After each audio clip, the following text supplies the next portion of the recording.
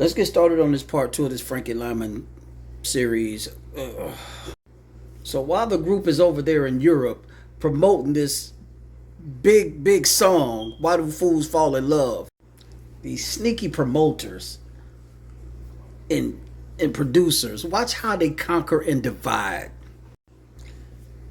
They're telling Frankie to go behind the group's back and start an album by himself.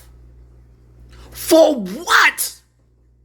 Listen, y'all can't do what Michael Jackson does. Y'all can't do what Diana Ross did. It's not that type of party. Now, you know what I'm going to ask? Where the hell is his parents at age 11, 12, and 13? Michael Jackson had Joe Jackson, a strong father in his life, to where they wouldn't have done Mike the way they done this dude. But people were too busy digging in his pockets and manipulating him the whole time. Taking advantage of him because he ain't nothing but 13 years old. A whole effing kid. And now the group ain't together no more. After 8, 9, 10 months, they're disbanded. But what's so noble about some of the group members, they didn't blame Frankie. But I will say this, look at the irony of this.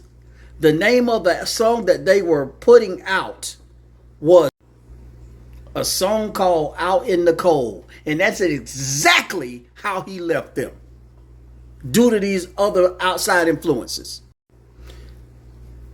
To the parents, I got one question. How do you let your 12-year-old son get hooked on heroin and not notice nothing?